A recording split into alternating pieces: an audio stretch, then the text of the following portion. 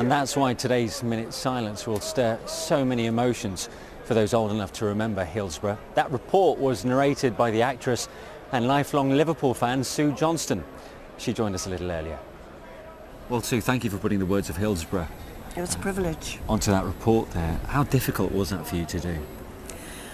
Quite difficult. Had to stop one or two places and say, just give me a minute, because even though it's 20 years ago, it's still so raw. I think not just with me, with everyone here belonging to the club. It's hard to believe it's 20 years ago. It's as in your mind, as fresh as it was yesterday, as if it was yesterday. So it was, but it was also such a privilege to do it. I was so glad to be asked. I know you gave a reading on the 15th anniversary. Yes, I did. That was very hard. Yeah, have your feelings changed over the years, but as you just mentioned, or are they just as raw as they were on the day it happened? I think they're just as raw. I feel very emotional today because it's exactly the same sort of day that it was. Exactly, it's so weird. And I think when I did the reading, what shocked me was how raw for the relatives, even 15 years on, their grief was. That really took me back. I don't know why it should, because we never get over losing people, but they've never really had justice, and well, their feelings are, I just feel for them. I feel for them every day, every time I think of them, every time I hear You'll Never Walk Alone, or Eternal Flame, which was a hit record at the time. And I remember Merseyside and Mersey Radio and City all played this music all day and gave up-to-date commentaries, and it was Eternal Flame, and I can't listen to it anymore without wanting to weep. Mark, how important is it to the people of Liverpool that Hillsborough is never forgotten?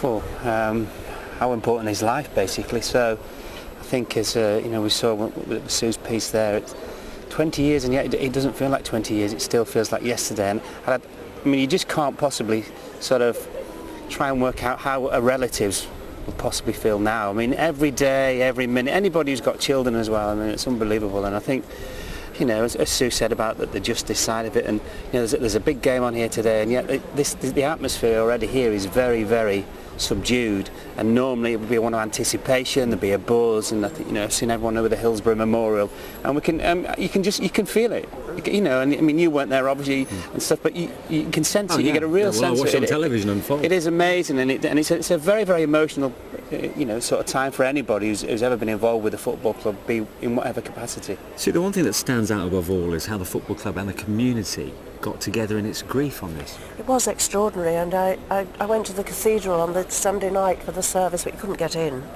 It was absolutely crowded, and outside there were thousands of people, and people were holding radios up so that we could hear the service.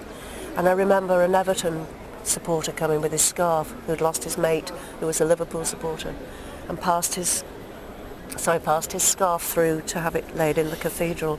And they did the chain of scarves, which was extraordinary, of Liverpool and Everton scarves from Goodison to Anfield.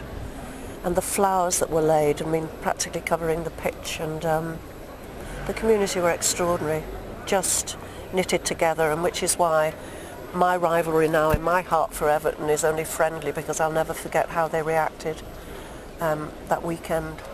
Okay, Sue, thanks for joining us. It's okay, thank you very much. Well, John Motson was commentating on the game that turned into the Hillsborough tragedy 20 years on, and he'll be commentating on Liverpool once again. John, it's going to be a hugely emotional day at Anfield, isn't it? Well, it certainly is, Manish. I must say, when I listened to that account by Sue Johnston, it brought back the haunting memories of that dreadful day when I was, as you say, in the commentary box, unable from where I was sitting to really convey the true extent of the tragedy, because as the afternoon wore on and we were continually putting inserts into grandstand as it was then, there was no way of knowing just how enormous the list of fatalities was going to be.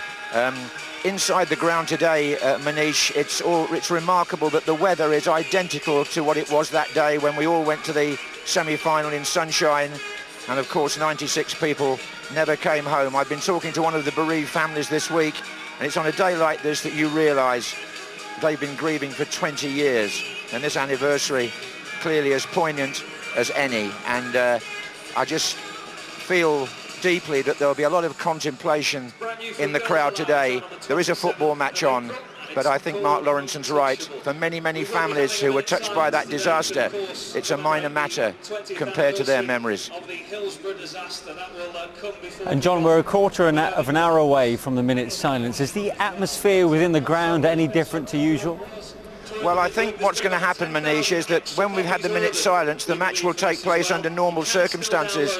But I feel I ought to mention that next Wednesday here, the actual anniversary, there'll be a service on the Kop at 3:06. There'll be a 2-minute silence to coincide with the time the game was stopped at Hillsborough, and 96 candles will be lit as a mark of respect to those who died. Could I just try to finish, Manish? It's very difficult here to finish on a positive note, but the one thing that the memory of those 96 people has endured for football is that what came out of Hillsborough was the Lord Justice Taylor report. And when I think of the primitive conditions in which Steve Wilson, who was talking earlier, and all the other fans watched that semi-final, and then I look around this marvellous all-seater stadium here at Anfield today, and all over the country, in fact, there is a legacy. Safety came out of Hillsborough, and for that we have to be grateful. A permanent reminder of what happened on that terrible day 20 years ago. Yes, a very good point, John, and we'll hear more on that a little later. We'll have reaction on today's events here at Anfield on Final Score this afternoon from 2:30. Press red for Ray. Match of the day is at 10:30 tonight on BBC One. Tomorrow on Radio 5 Live, there's a Hillsborough documentary presented by Kelly Cates, Kenny Dalglish's daughter. And as John mentioned there, on Wednesday, there's full coverage of the Anfield Memorial Service throughout the day on BBC News and on 5 Live.